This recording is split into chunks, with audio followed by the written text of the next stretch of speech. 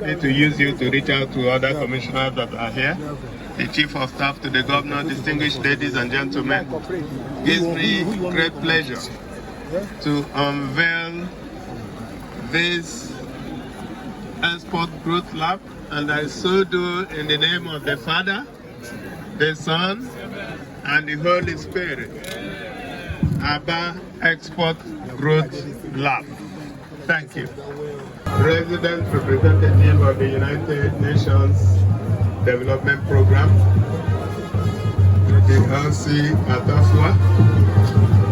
Permit me to use you to reach out to all your colleagues who joined us on this occasion today to unveil and to commission the Abia Export Growth Lab, which you have supported and you continue to support.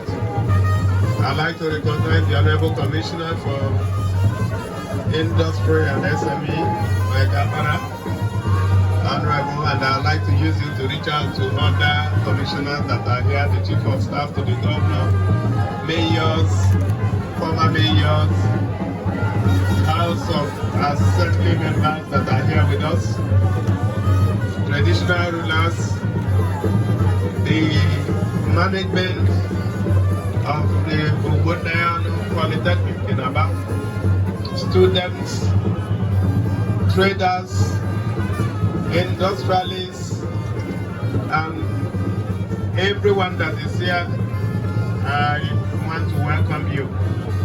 And it's my great pleasure to hand over this microphone at this time to my sister, Elsie, to do us the honor of cutting this tape to commission this project. Your Excellency, Governor Otti, Excellencies here, let me stand on existing protocols and to say how humbled I am to be here. My feet have stepped in Abia today, and I'm grateful for that, for bringing me here. And so today I'm here to support your vision to support the people of Abia State, God's own state, but by extension the people of Nigeria and Africa. And today in Africa, when we have the Continental Free Trade Agreement of 1.4 billion people, Abia must be known to everybody in Africa. So on behalf of UNDP and indeed all our family, let me just appreciate you and just cut the ribbon. Please join me to do that. This is a teamwork. All right, so I count this in the name of the Father, the Son, and the Holy Spirit. Amen. For spending this amount of time with us today. And I want to use you to reach out to your colleagues that came with you to support us in the unveiling and commission of the Export Growth Lab in Abia. The Chief of Staff to the Governor, Pastor Abia, Honorable Commissioner for Industry and SME, Honorable Mike Akara. Permit me to use you to reach out to your brother commissioners and sister commissioners, so I can see the Commissioner for Tertiary Education, Professor Uchi, Uchi. So I'd like you to reach out to your sisters. Let me especially recognize our partner and the Chief Executive of Trans-Sahara, who is also the project manager or project director for the Export Growth Lab, Mr. Francis Anado. Thank you for the job you have done these past years. I'd like to recognize the House of Assembly members that are here. If you don't mind, I'll use Honorable Uche Stephen Akachubu, who is the member represented the good people Abba Central constituency. I'd like to use it to reach out to other members of the 8th Assembly that are here with us. I would like to use the mayor of Abba, Honorable Timothy Carlo Iyeke, to reach out to the brother mayors that I can see, the mayor for Abba South, mayor of Upper East, mayor of Osisiona, and a few other mayors. And then let me especially recognize my brother from another mother, former mayor of Isianambra South, and mayor of mayors, Dr. Mabisi Eleleta Elele, and his dear wife, Dr. Melody Elele. I'm just seeing them after a very long time. They went to the US. I didn't know they were back. Welcome back home. We thought we had lost you. And I'd like to use you to reach out to your brother former mayors, including Ite John Damon, who is going to be a great beneficiary of what we're doing here today, because he's been struggling with a few other people just to ensure that goods produced in Aba are standardized and put in a condition where they can compete globally.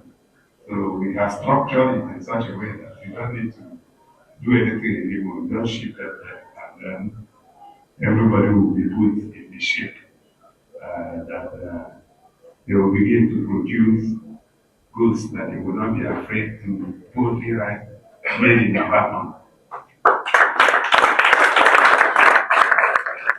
I just realized that I'm wearing a shoe that I bought in Aba here, and I know it's made in Aba, but behind it I saw Gucci. And of course, if you ask our people, they will tell you we have to put goods in so that we can sell it to people like you, because you come with the mindset of buying a Gucci. Traditional rulers in our midst, body of permanent secretaries, and I can see a lot of permanent secretaries here. The acting chairman of Labour Party,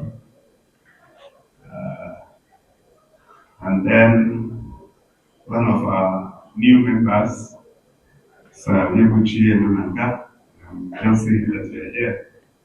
Thank you very much for joining, and my condolences on the loss of your other brother, who his colleagues in the oil industry described as one of the best people they have. I don't think I met him, and then one of my very senior colleagues was sympathizing with me, and he said he was the best in the industry. So my condolences. Please keep us posted about distinguished ladies and gentlemen of the press.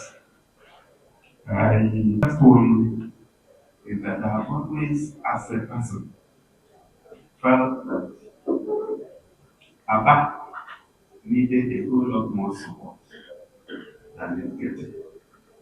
And this is not something that started today, something that started decades ago. Even in my previous life as a banker,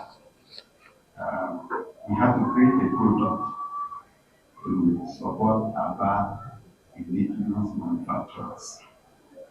And one experience we had, some people will tell you they are dealing with the smaller market, the middle market is very risky. Theoretically, maybe they are right. But in practice, if our people borrow from you for a business, the only reason why they won't pay you back is that either they are dead or that the business collapses. These are the genuine business people. Of course, there are a few 419ers going around with the program with papers and files, and those are not the people we're talking about. We went to ground and we saw people, they will tell you they are making peanuts. They are making akwete, they make vegetable oil, palm oil, these are genuine. And they borrow the paper, they want to borrow it. So while at that time, I remember correctly, lost notes, what we call lost notes, is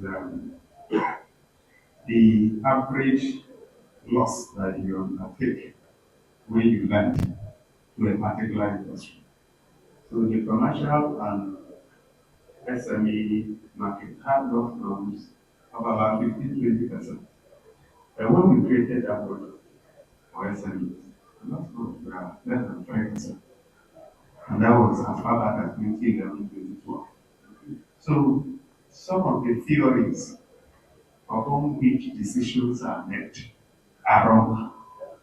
And one of the fundamental theories of everything else is wrong.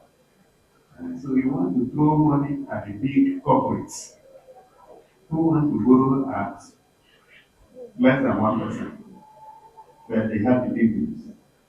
Okay? And they probably don't need the money. Now the people that need the money, because you have already framed your lending structure in such a way that it becomes difficult to lend to them.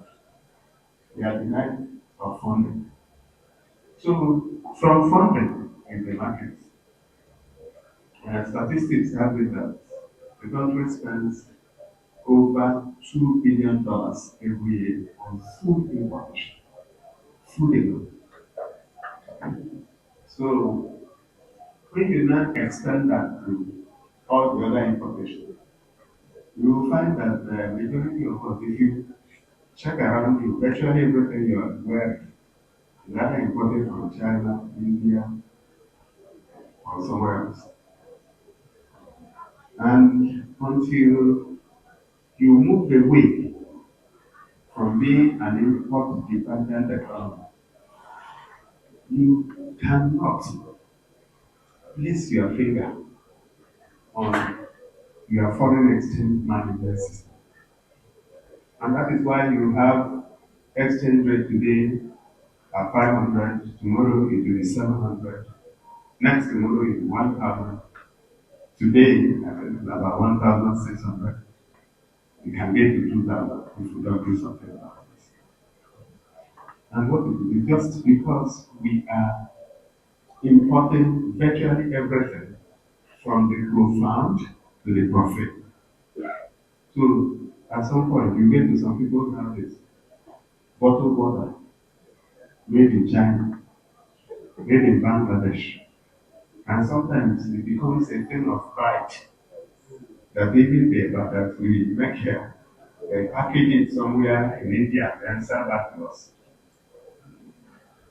So what we have come to do here is to, we're not saying don't report.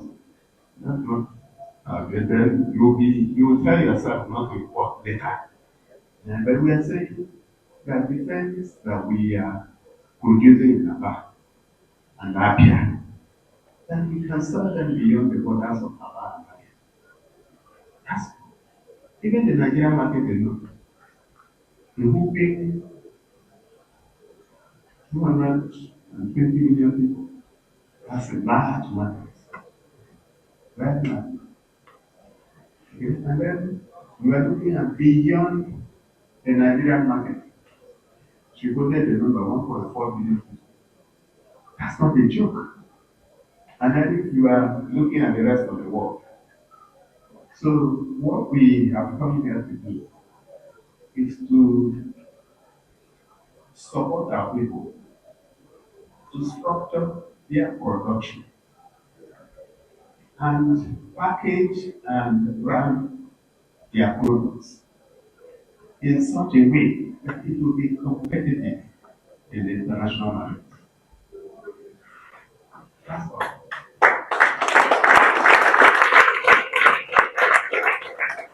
And you know, the international market is not deceived. Sometimes when I used to write, I used to tell our people that sometimes people will take off and go to Turkey, go to China, Dubai, United States, Europe, looking for foreign investment. The reality is that before you work a place, the people have done their research and they know whether they want to invest in you or not. So you don't even need to go there. So the trick, sometimes a friend of mine said it's another form of external scam. So you don't need the trick because they know. So even what we are doing today, they know. By the time you finish packaging your product, if it meets the standards, they will buy. So then yourself will be convinced that you have done enough work to support that product to be sold outside the shop of the store. That's the way the market is structured. And if you cannot compete globally, not even try, because you just wasted time. And history records that there are a lot of countries, including Japan, who developed after the war through export. So I believe that the journey of 1,000 miles starts with one step, which is what we are doing. So I will challenge our partners to support us. One thing you can take for granted here is that we don't play games, we don't tolerate half measures. Whatever we tell you, that is the way it is. If we are not ready, we will not last. For us to come and commission today, that means we are ready. And anybody who comes to tell you, oh, you need to do, tell them in the line. It must be done right.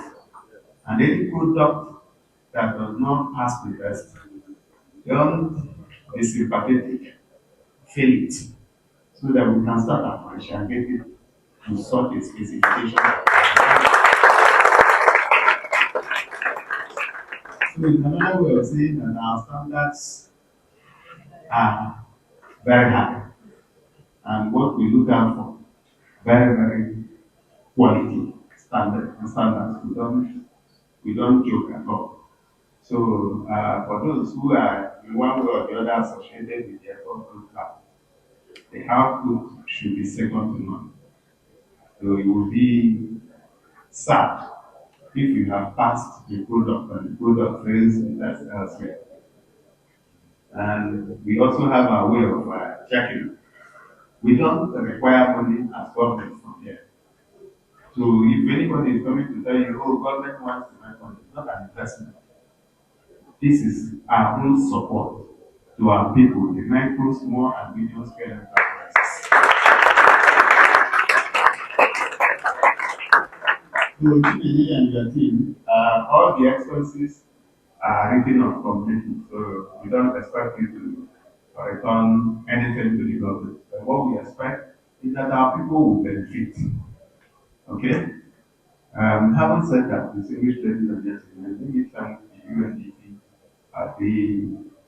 for signing the MOU today.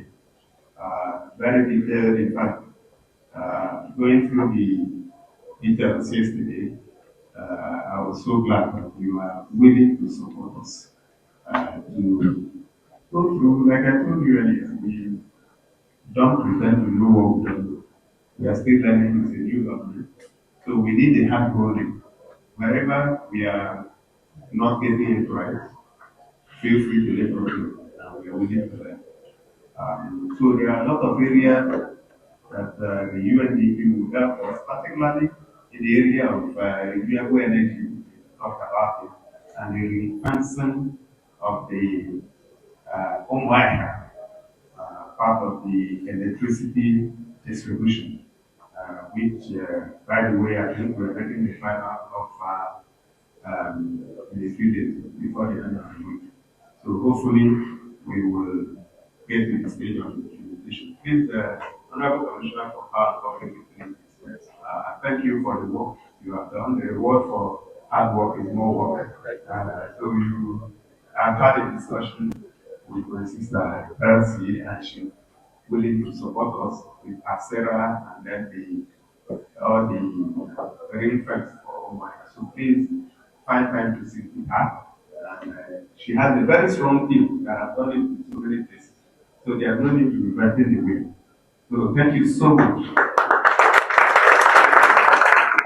Let me also thank all the people that have worked on this for so I think we started it about 2 years ago.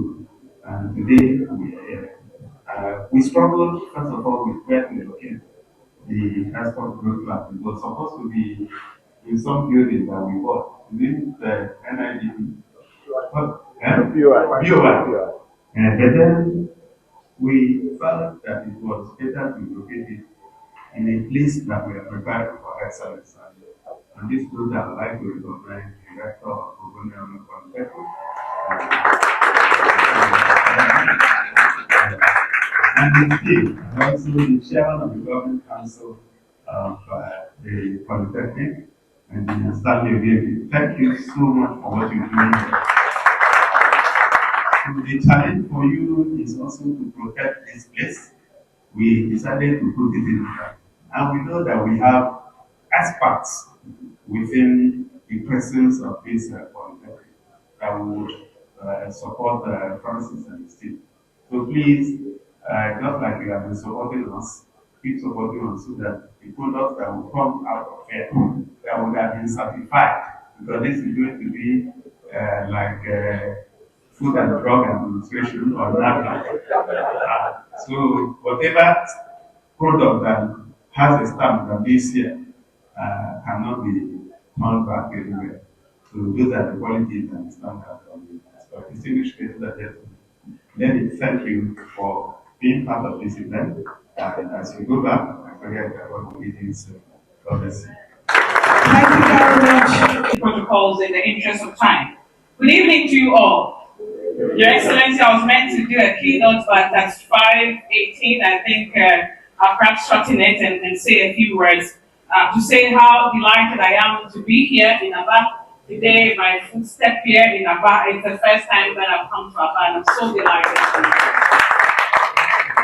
And a few months ago, when I came here, His Excellency told me, I want to be the one to take you to Aba, and he kept to his promise, and I want to say thank you very much, Excellency.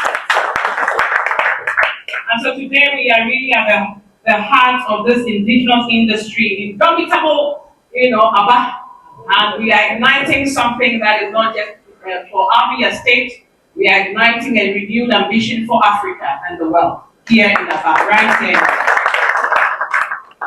And Your Excellency, as we launch today, and you've just launched the space, we are activating a bold blueprint for sustainable trade and industrial transformation. One that says, and I want to read, Aba can compete globally. Aba can lead Africa's industrial renaissance.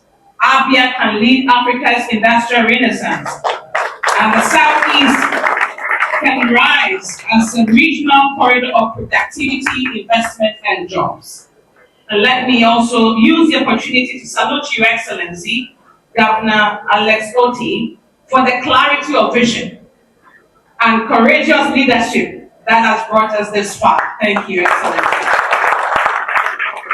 Your government's prioritization of export-led growth and smart industrialization is not only commendable, it is strategic. Because in a world where countries rise at what they produce and how competitively they export, this is the only path to prosperity. And so we are working a giant here today, and I'm glad that today we just signed an MOU with His Excellency, and one of the things we'll be supporting is this export lab. And Your Excellency, we are very happy about this, and I'm glad that our brother talked about why it matters now. And for us in UNDP, there's a lot that we are doing in the area of MSMEs, and we believe that we are causing an MSME revolution, as we call it. And this year alone, we've supported Your Excellency over 12,000 medium and small scale enterprises. We are solarizing centers that are, sparking activity, for MSMEs. As you heard this afternoon from my colleague, we negotiated with Uganda Airlines and we said to them, any export that is going out of Nigeria, please reduce the rates. And they have reduced the rates, and I think it's the first time that we established this thing in an air corridor. And so we believe that our exporters from above can export now 50% less, sending their things to East and Southern Africa. And I think next week I'm here, back again into the region now, negotiating with the local ones, airlines, saying that even when people are sending things from Abia to other states, also let them take their goods at a reduced cost. And that's the boundary that we are pushing. Your Excellency, in a few weeks you will be launching here in Abia the university board and in Michael Okpara University. What we are doing there is connecting it to what ABA is doing, a space where people can go and turn their ideas into prototypes, where they can turn their prototypes into businesses, and where they can turn their businesses to industries.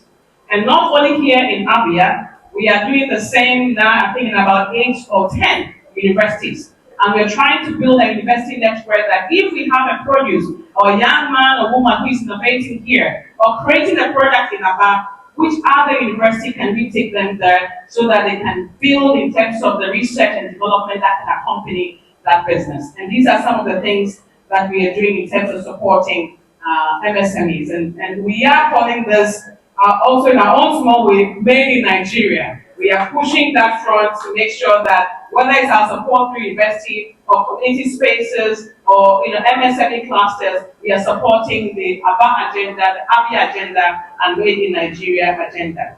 And also our brother said, and I'm trying to wind down very quickly, is that the African Continental Free Trade Area offers us a remarkable opportunity, Your Excellency, and I know I'm preaching to the converted, 1.4 billion people. And most of these people are buying things that they can find in Aba.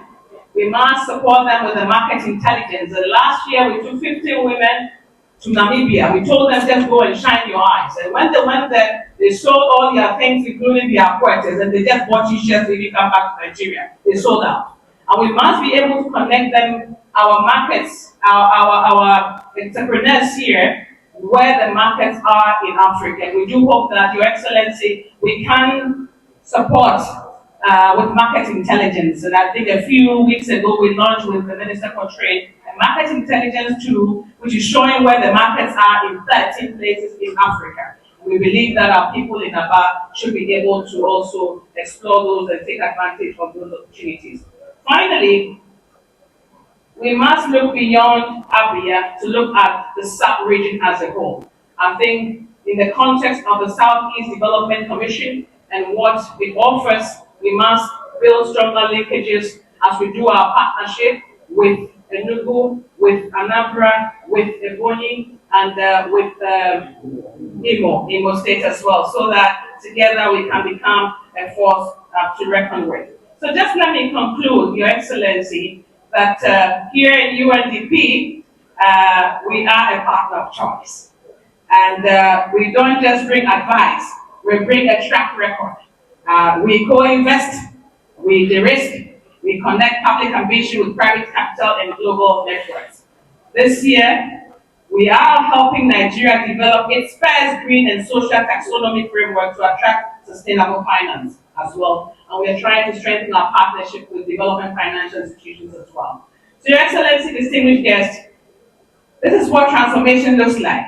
When we invest in local enterprise, when we open trade corridors, when we build productive capacity at the base, here in Aba, and when we connect the genius of our people to global demand, this is when we are turning ambition into exports.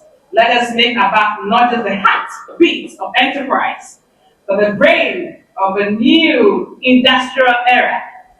Let us build a future where every small producer can export, every youth can innovate, and every state can rise. Together we can make in Aba the pride of Nigeria and the promise of Africa.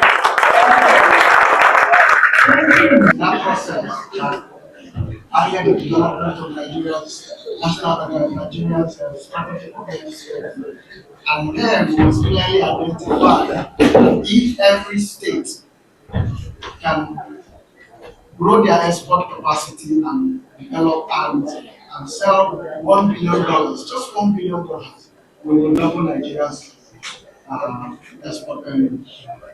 We also recognize that to do that it is in every state. And when we looked deeper, we looked around and we found that every country that prioritized export provided support. And the support in terms of whether it is incentive, training, ecosystem development, they all come together to help the businesses to respond. So in about 5 minutes, I'll just go through the concept for about export program. So if you go to the next slide, but next slide, I'll say that at least 99% of the people here use staff exercise books. But today, there is not here. There are others. And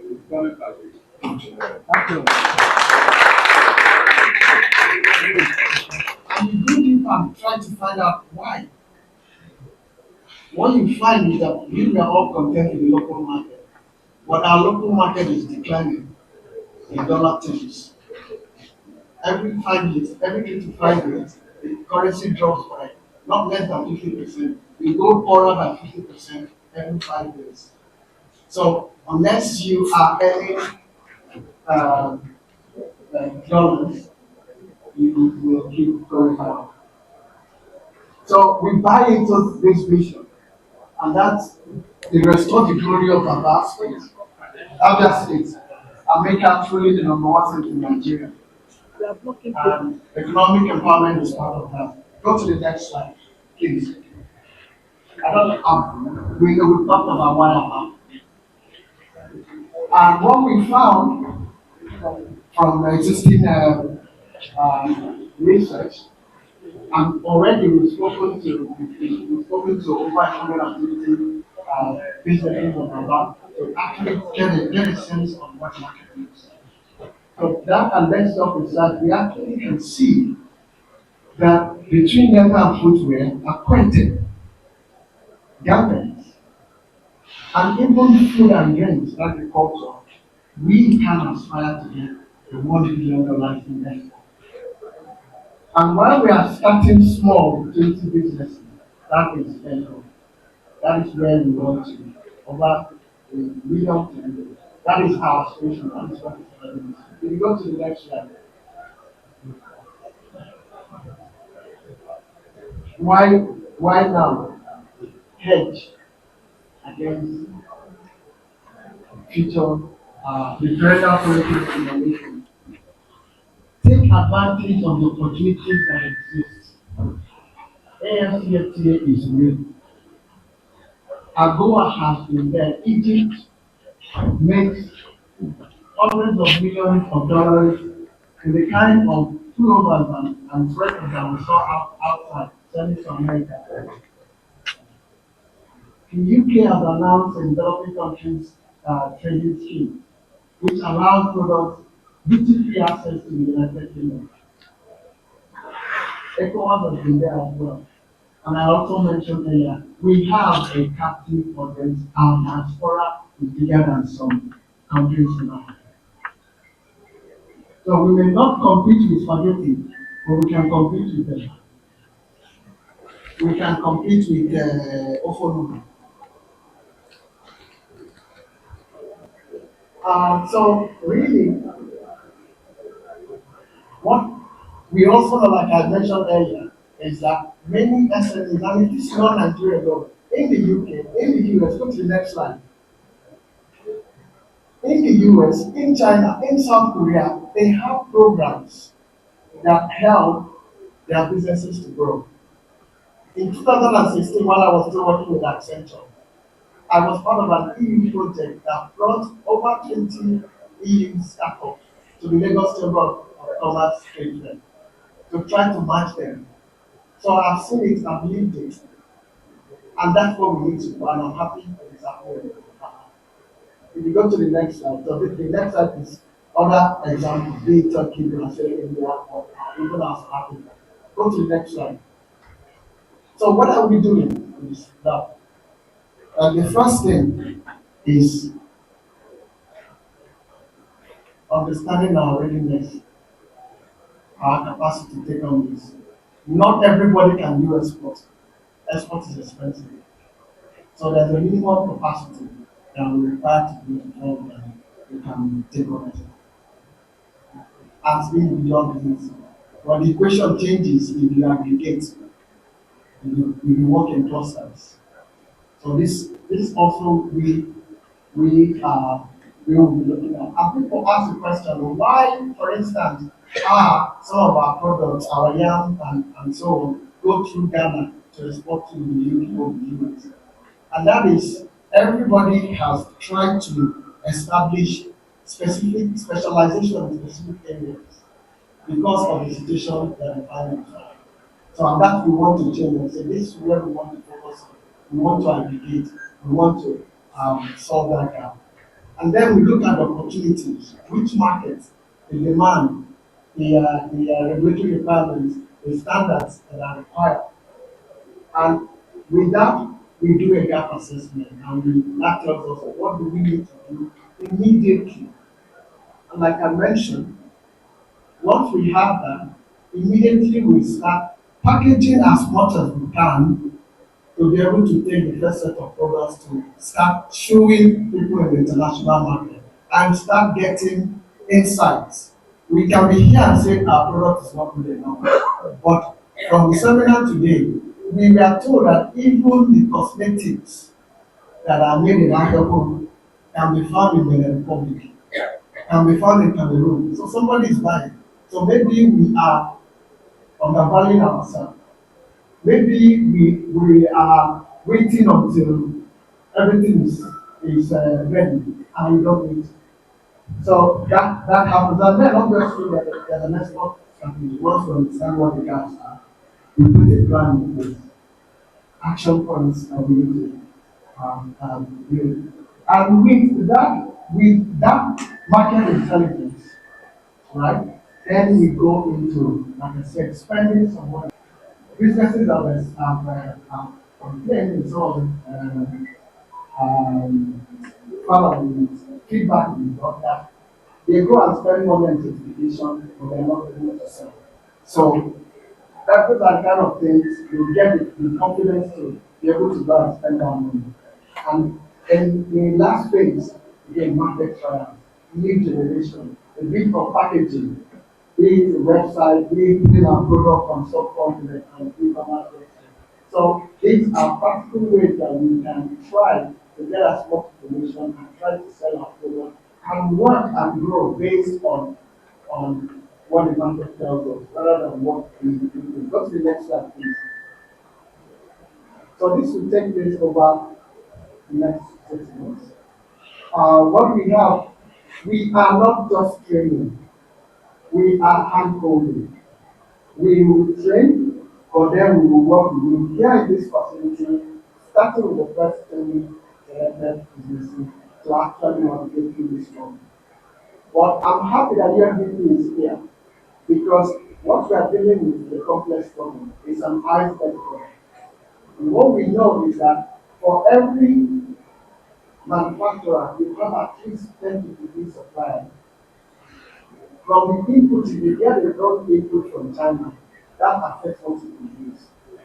If you get the wrong, if you get the that can also work, that affects you.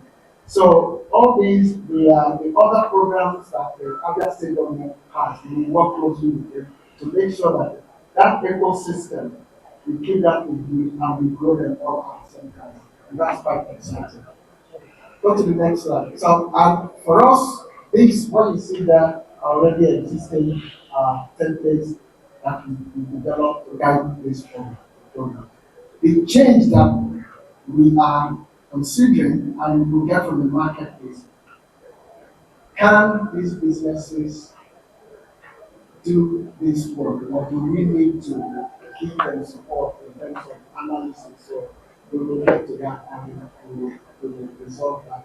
But lastly, in terms of timeline, we've already spoken to about 150 businesses already, and 90% of them are indicated interest. But we are still going to, for the rest of July, reach out broadly to make sure that we are hitting our best foot forward. And then we onboard them here, we kick off, and between them and February 2026.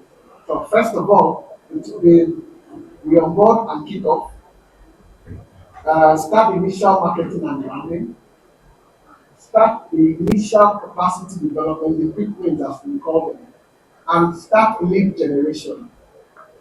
And by November, our target is that no matter how little, we will showcase some of those products to some people in the international market, so we can get responses.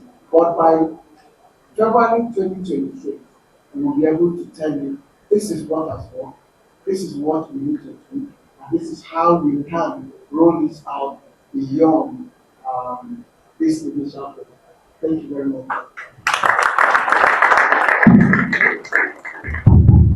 Thank you very much. I think we can do. Mr. Abba, I am honored to present our heartfelt greetings and support to the government of Abia State and people of Abia State.